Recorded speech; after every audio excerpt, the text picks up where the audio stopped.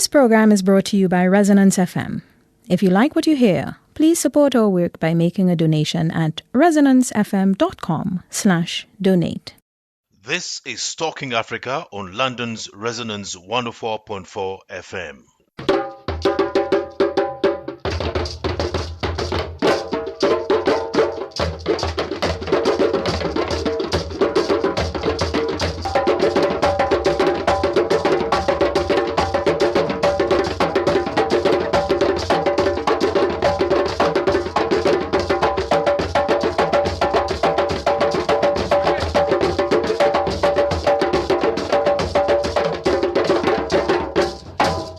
Hello and welcome. My name is Sonny Decker. What does it mean to lead, and how does leadership develop?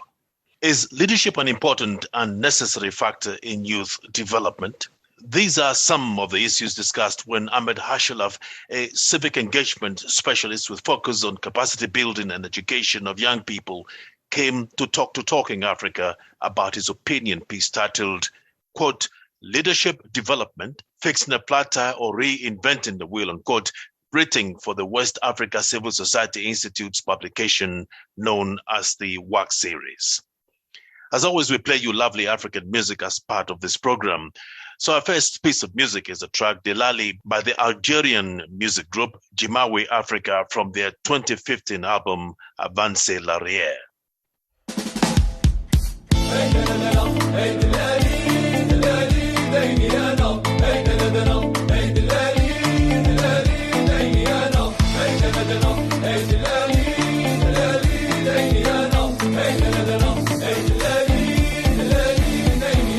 جاز الدار وقع الرجاله في القهاوي دلالي المشيه الزعباله هاي دلالي انا صياد هذا رشان والكرار سطوندي دلالي راي عيانا هاي دلالي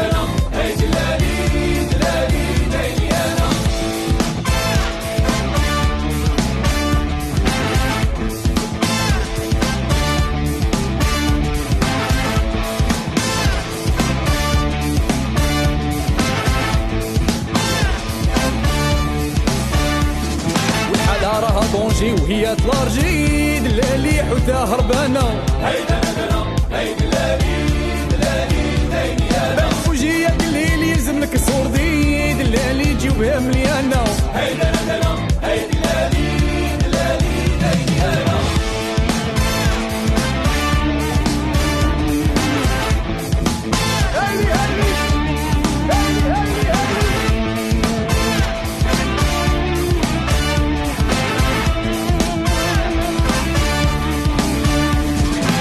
أنا قبر هادي قول هادي ميني دلالي وديني انا هاي دلالي انا شعرها مدغول من الريح تخلع الغاشي دلالي بعيني انا هاي دلالي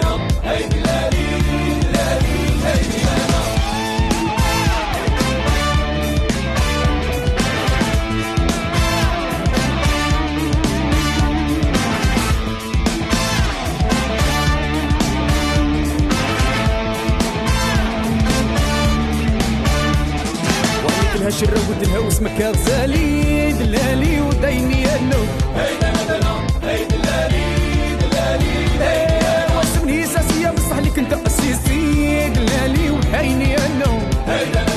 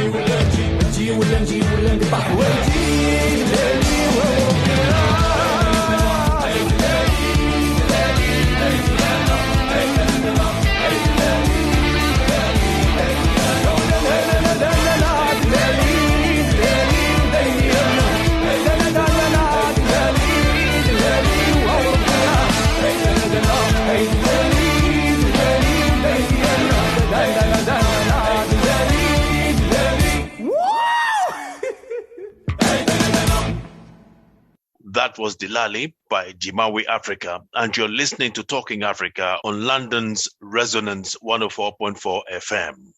Ahmed Hashalif, welcome to Talking Africa. Thank you so much, Sonny. I appreciate the invitation. I'm really excited to speak to your audience. Fantastic. So your opinion piece titled Leadership Development, Fixing a Flat Tire or Reinventing the Wheel is your story, Ahmed. So let's begin with that story, the story of your inspiration to write this opinion piece. Tell me about the personal and or professional incidents that influenced the thinking behind this opinion piece.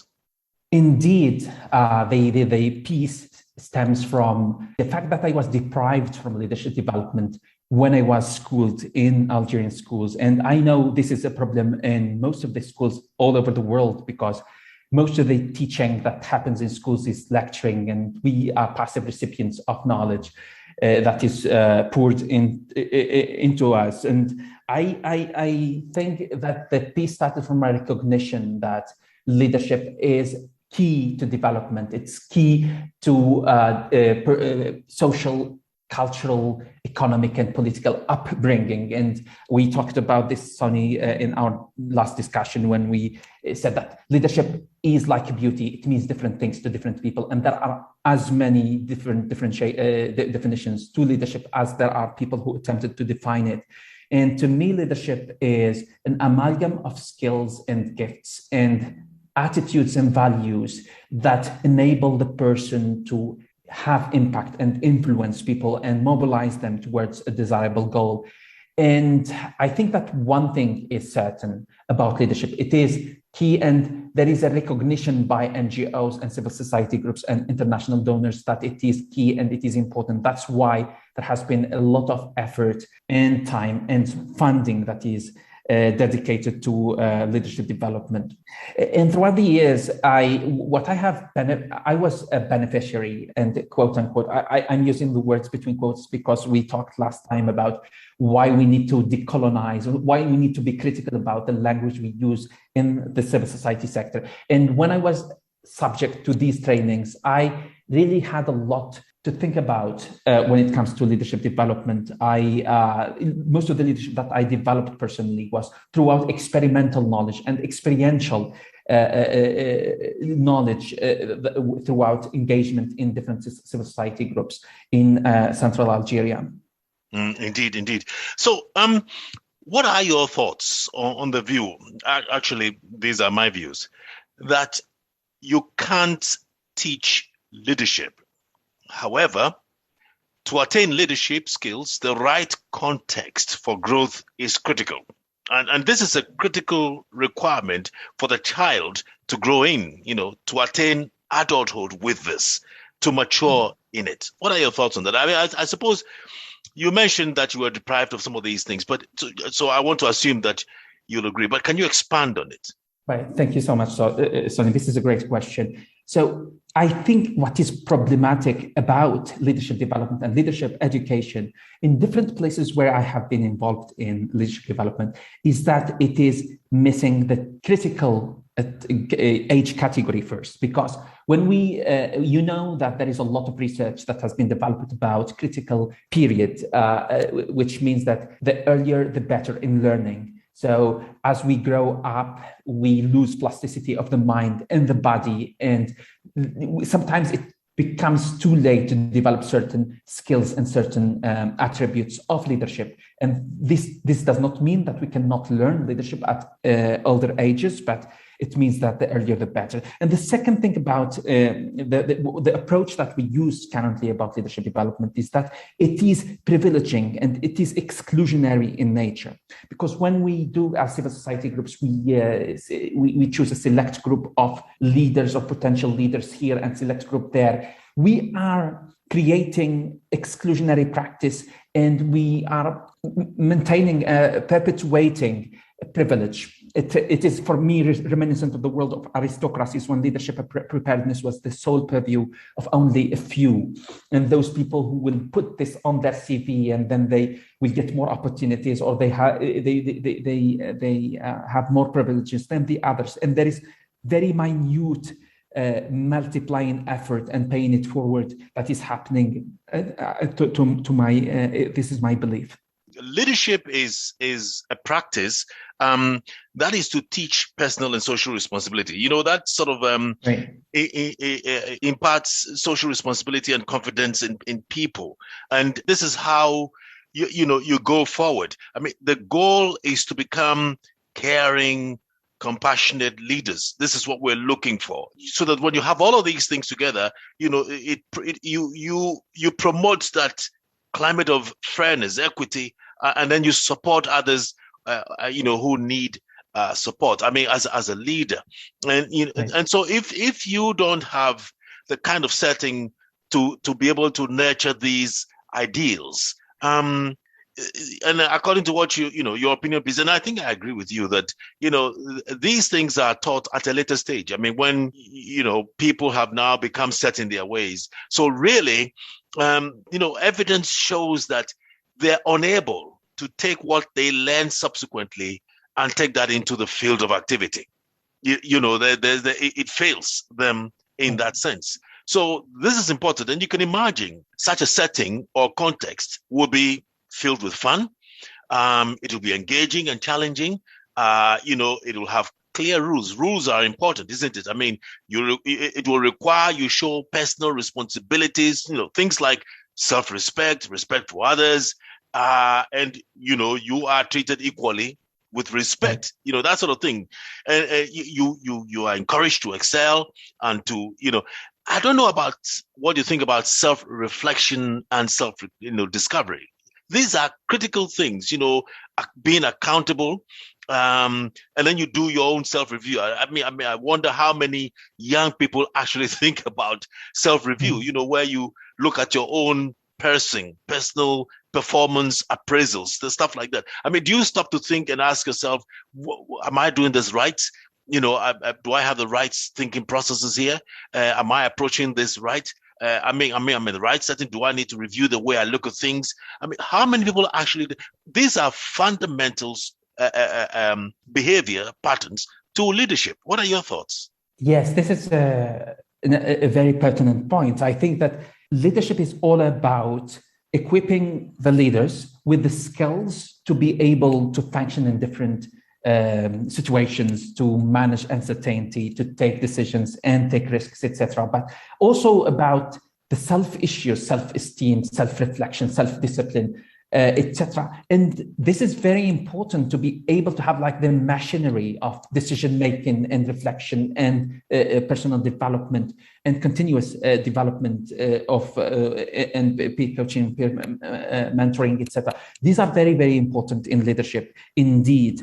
And this comes back also to schools as we started this discussion. We think that the school is not playing this role in teaching those values, those attitudes, those skills to our learners. We think that if the teachers lack those skills, how can they give them? And there is an Arab proverb, an Algerian proverb that goes, only if I possess something can I ever give it.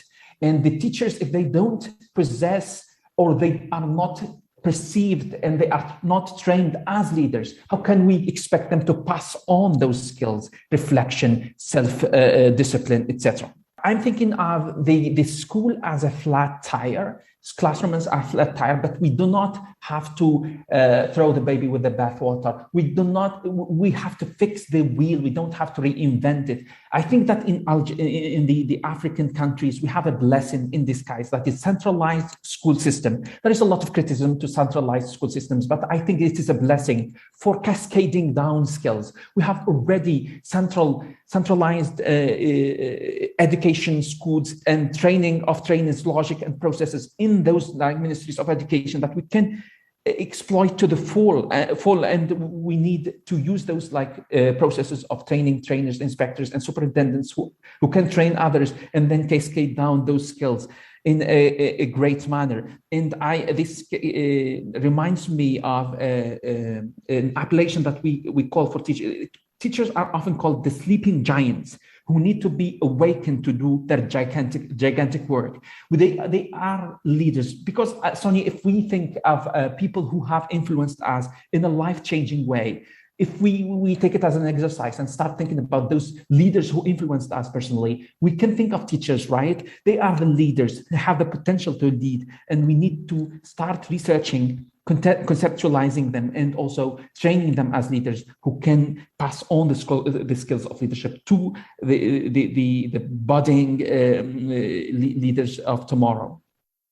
Time for more music. This is Ana Anta by the Moroccan music group Nas Marrakech from their album Sabil Salam, released in 2000.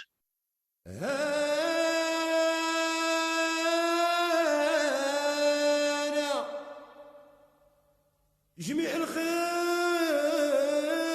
كيف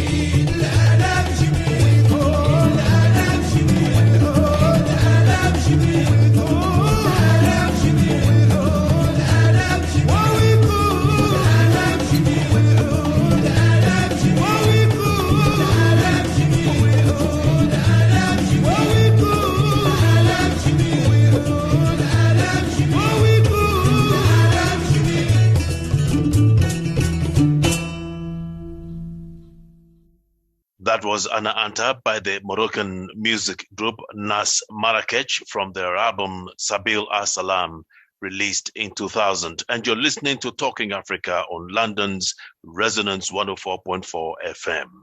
In your opinion piece, you make the point that many of the forms, and I am quoting from your article, many of the forms of leadership development performed by international actors targeting youth and civil society becomes a futile attempt to reinvent the wheel, whereas civil society actors working on leadership development have already got the wheel of national systems of schools that are not flat, in other words. And then you go on to expand this view in three stages. That, first of all, that schools by nature are multiplying with a strong pay it forward dynamic. Second, teachers are entitled to lead by nature of their profession. Third, critical leadership development happens at an early age, and school age is ideal, what we're talking about. Explain a little bit more about these stages here.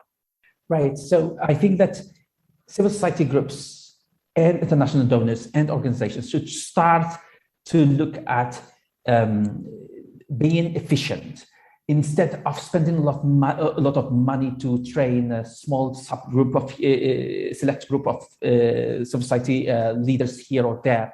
We need to go and partner with ministries of education and try to fix the flat tire that has a lot of potential of multiplying. And if we start by teacher training programs, that is leadership development for teachers who should be conceptualized as potential leaders who are already leaders by position, the position of teachers, give them entitlement for leadership, and then we can incorporate leadership development as a subject matter in different levels of schooling. We can deconstruct the leadership field, discipline into sub-skills that can be taught in different syllabuses and in different levels. The earlier, the better, as we mentioned.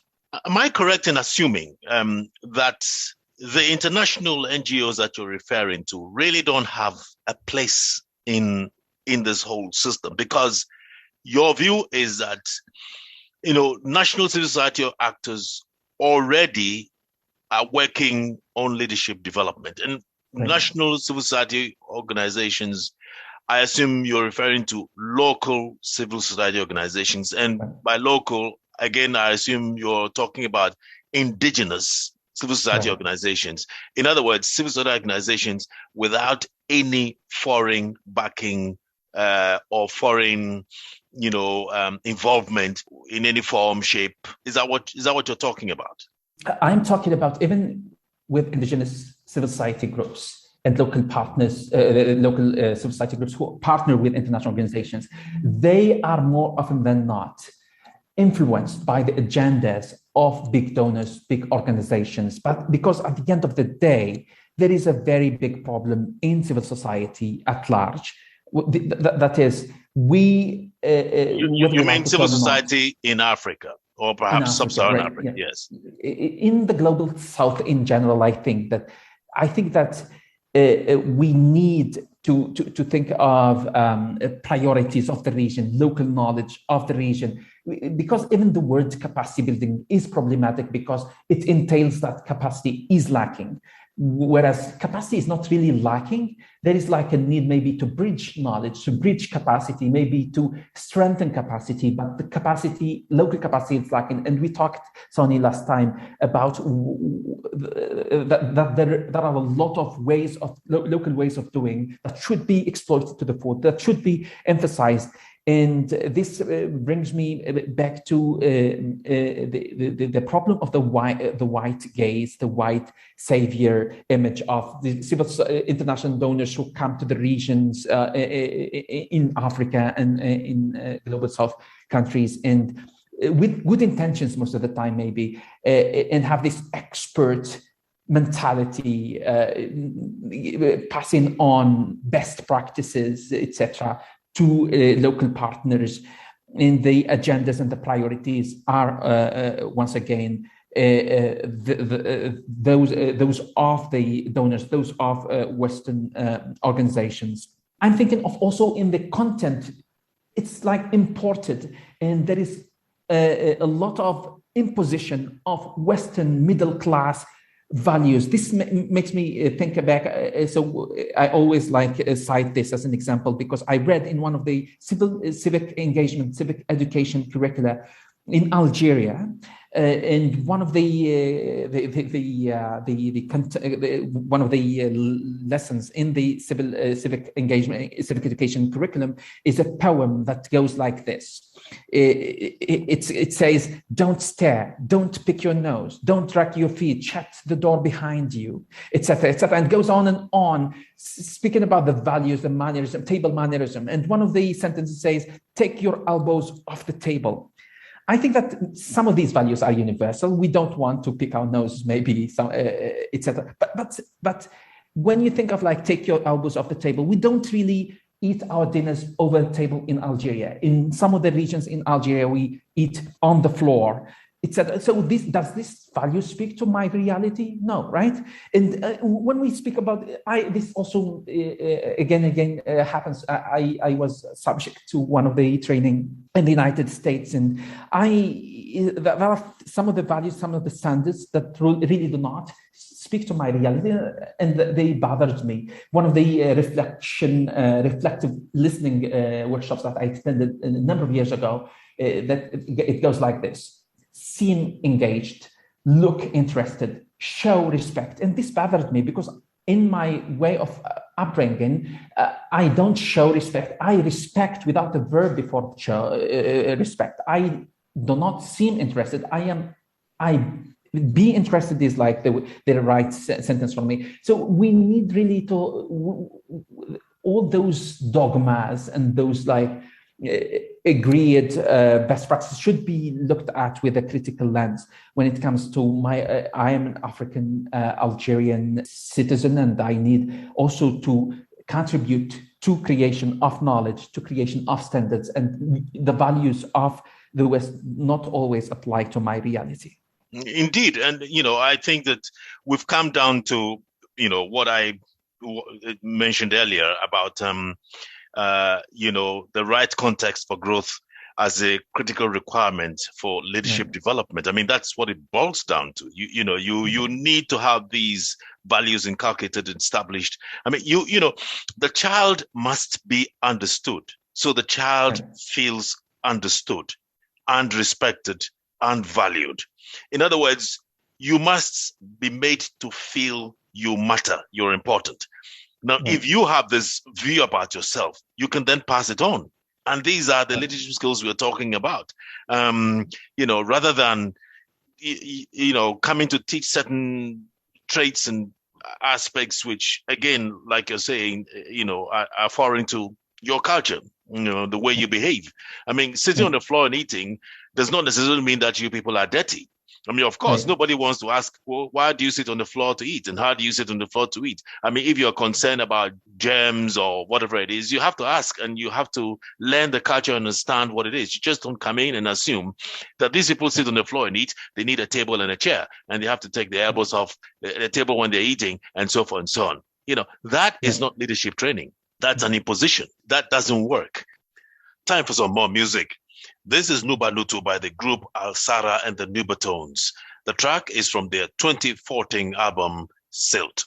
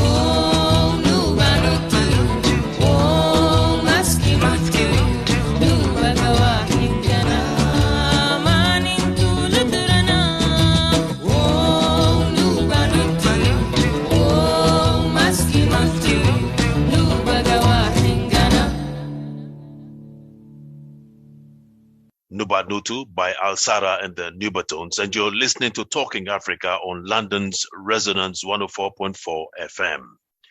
Ahmed Hashalif, a civic engagement specialist with focus on capacity building and education of young people, came to talk to Talking Africa about his opinion piece written for the West Africa Civil Society Institute's publication known as the WAC series, and the opinion piece titled, quote, Leadership Development, Fixing a Flat Tire or Reinventing the Wheel.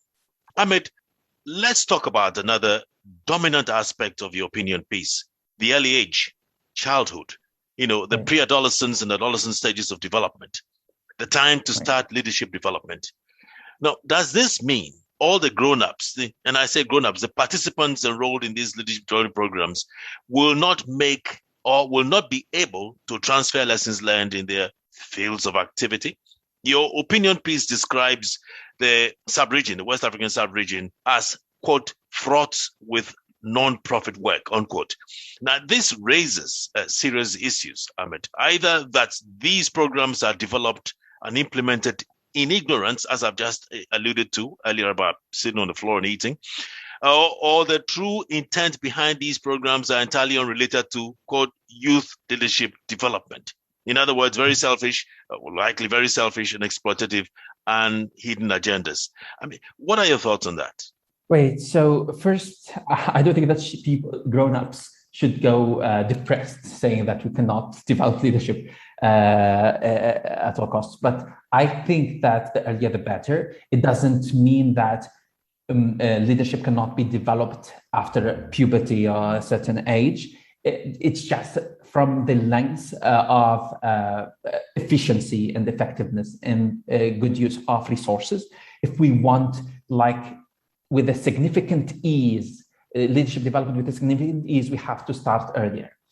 And I wouldn't go to the extent of saying that some of the programs are devilish, etc. But I am saying that there is a process of reinventing the wheel, replication of programs. There is inefficiency in doing what most of the civil society work is done. I do not want to glorify some of what other organizations are doing, but there is a lot of good things that is being done in many instances. I want also to say that there is a lot of little critical handling of the materials, as we talked about, that there is a lot of imposition of curricula, of values, of standards, of practices in the region, and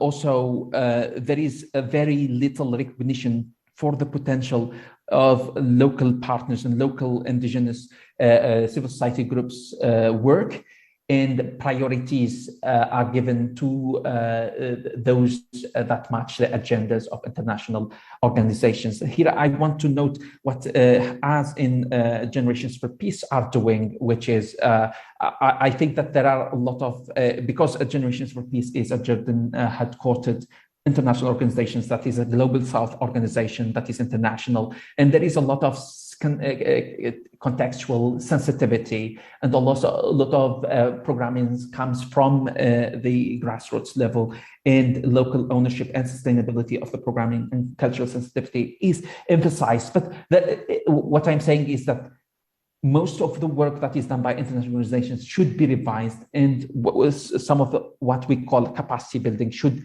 also be reframed, and the language that we use should be scrutinized, etc. One of the first things that we should do is to start focusing more on school reform, and help teachers support learner leadership development through capacity building for teachers and supporting them in different ways.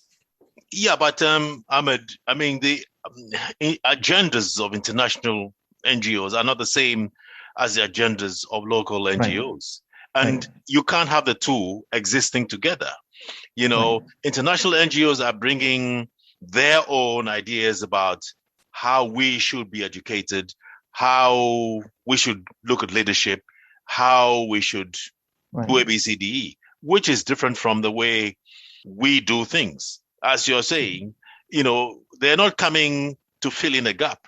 There is no gap to fill. As you're saying, I mean, you have a system which is flat, fix it.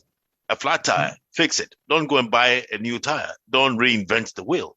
So we have to fix our education system, our school system, which is flat, rather than reinventing it. Reinventing it is allowing foreign imposition, or the imposition of foreign ideas, you know, injected into our system and the way we do things. This distorts the picture. It creates problems right across the board, because, you know, you cannot create youth leadership thinking that way when the fundamental cultural traditional structure remains. You can't do that. The two would not work together. It's like you're trying to put a square peg in a round hole. It doesn't work. So that's what I mean. I mean that these agendas of international NGOs may seem good, but they don't fit in with the system because they're not accepting the systems that are present here, which is ours. They're changing or attempting to change it. They're telling us that this is what we should do. This is what our outlook should be. These are the things we should believe in. This is the right way, rather than, you know, what we have here, and saying, okay, what do we have here? What do you need? The tools to fix that flat tire. I've got the tools to fix the flat tire, your flat tire. Let me help you fix that flat tire, rather than saying, oh, well, discard your flat tire, discard whatever it is you have here. Let me bring in my machinery, my new tech to fit into your structure. But if you don't change basic structure like roads or wherever it is that new machinery is going to work, you're going to have problems.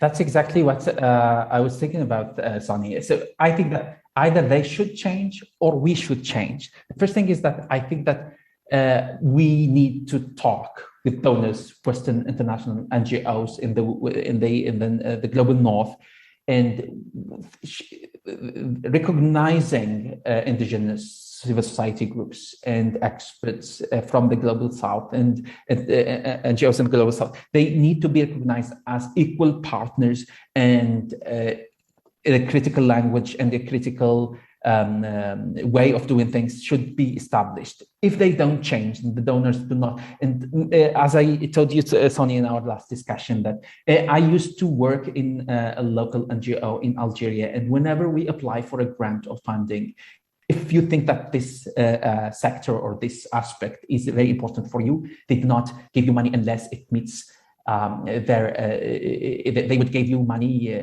for an advocacy program on that specific policy. But if you think that, for example, economic entrepreneurship or this empowerment program or IT skill is needed in this aspect, they wouldn't fund it. And this is very, very bothering for me. And I think that they would fund what they what matches their political agendas. And if they don't change, I think we need to change, and we need to seek other sources of funding, because funding is sometimes pivotal, but there are a lot of ways of doing things with minute material conditions, and we need to be creative in order to decolonize and gain independence from those giant donor agencies and international organizations. And not all of them are bad, but I'm speaking about the power dynamic that is dominating the scene. I mean, why don't we change rather than wait for them to change? Otherwise, we change. No, I think we change. If we look at what we need to, this is a self-review issue I raised about earlier, Amit, that we should be able to look at our systems and say, we need to fix this, we need to adjust this, we need to tweak this, we need to change. So this is a broad question to you.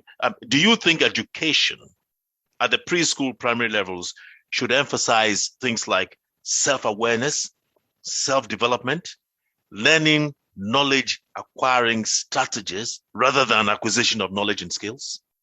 Right, exactly. I think that there is a lot of there are a lot of issues in our education system, and the first thing we need to concentrate on is critical thinking, higher order thinking skills like evaluation, analysis, synthesis, and creativity, etc. And those, as you said, there is a lot of memorization and passivity in our schooling system. And if we boost the skills of self-awareness, critical thinking, and independent thinking and action, we will be in the right path towards creating our own resources and benefiting from our own potential of growth.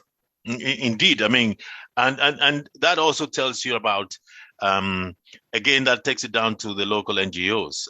As you mentioned earlier on, you know, there are a lot of problems within the sector, but they need to find the confidence within themselves to focus on the agenda that matter, agendas which are true to the context, or you know, the African context. And here I'm talking about, because education should be within your traditional cultural norms. You know, it shouldn't be foreign. Your development should be according to your traditional cultural norms. It shouldn't be foreign. So we have a situation in Africa today where African institutions are modeled on European foreign institutions, colonizers' institutions. I mean, one of the key issues we are discussing today, education, is not modeled on an African system, it's modeled on a European system. And so it fails to provide for the development of the African continent, because it does not recognize the African cultural traditional norms. You know, we have been told by the European that the African cultural traditional norms are uncivilized, barbaric, evil, you know, settings. They're not.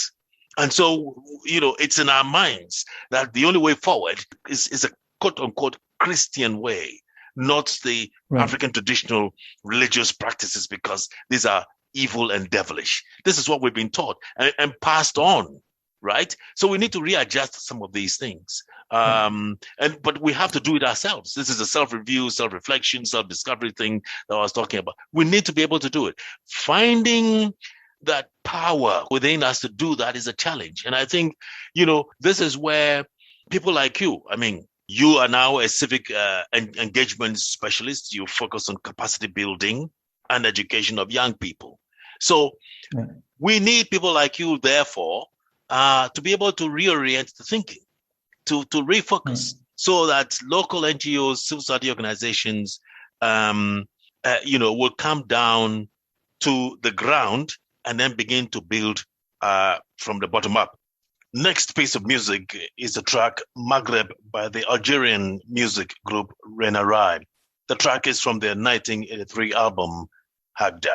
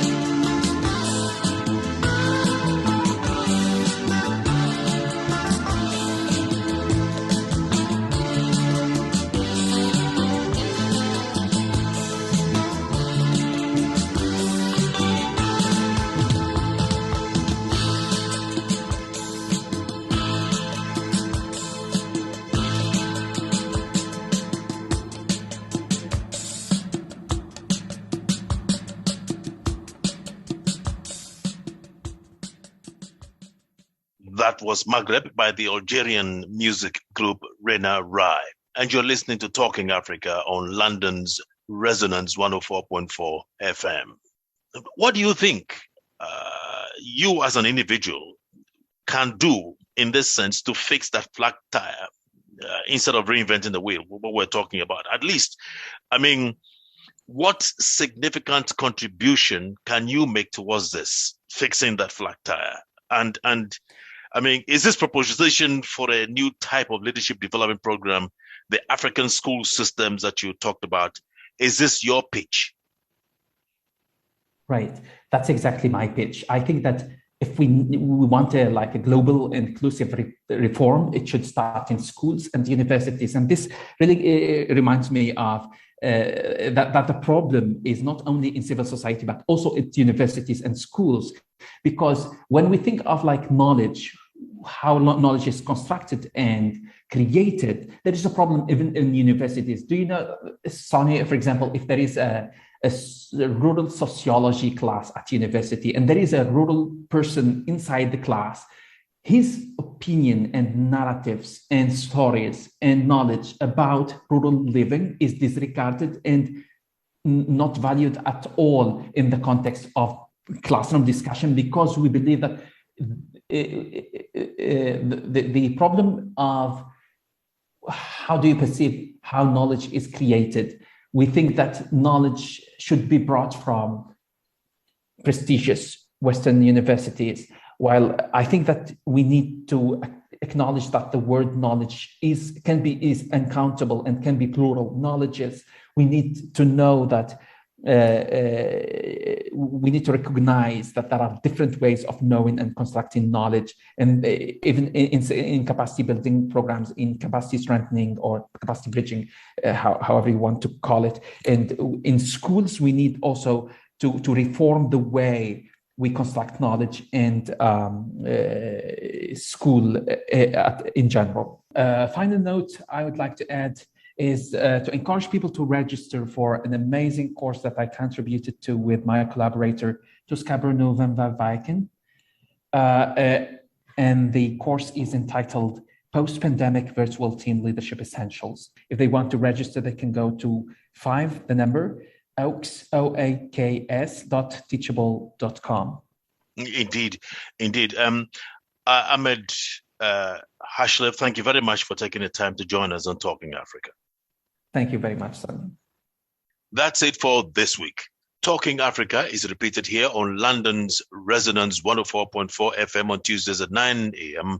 It is available to listen to again on mixcloud.com/resonance and on mixcloud.com/Talking Africa. Our final piece of music is the track Brighter Days by Kenya's Sauti Sol. Goodbye.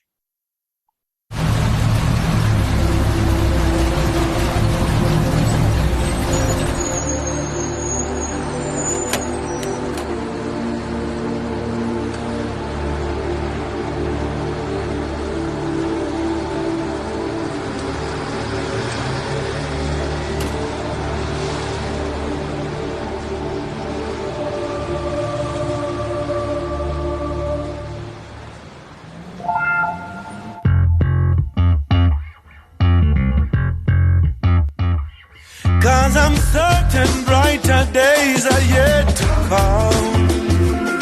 Ain't no question that tomorrow there'll be good times. Good times. I believe with every beat of my heart. Cause I'm certain brighter days are yet to come.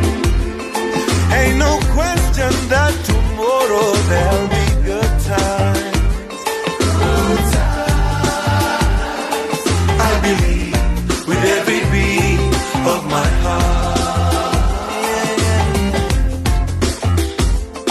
I'm on a one-way train. Tena memba nenda zangu do my best. Saa zingine wanga ni noma.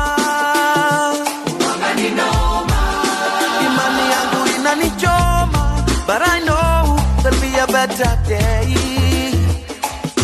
Yeah, I'm living on the edge. Sijui nitashukia kwa gani stage.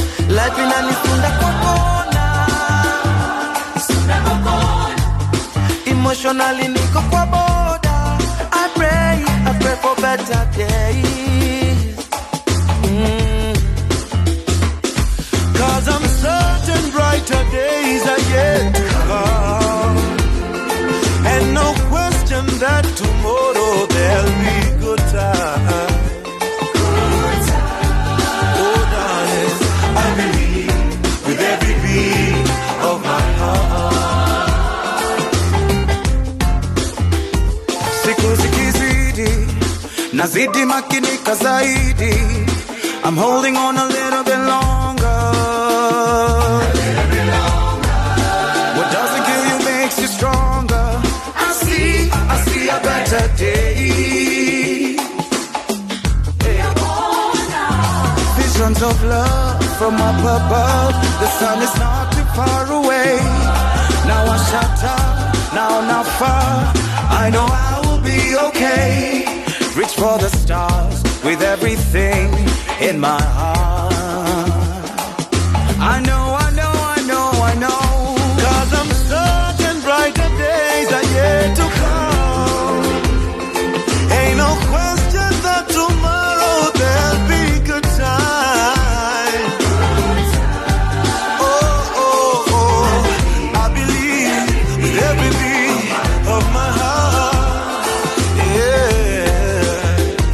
There's gonna be days like these. We need to be stronger. Misuko na mahangaiko, ni hali ya dunia, Mungu yupo. And on days like this, we need to rise up. Wakijaribu kutuzika tutagerminate. Our lives will never be the same.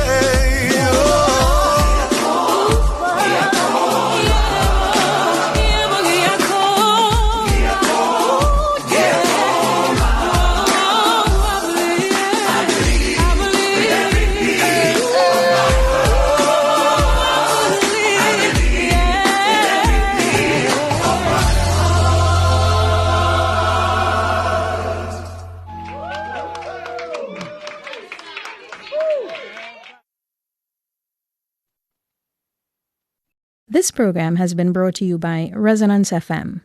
If you like what you heard, please support our work by making a donation at resonancefm.com/donate.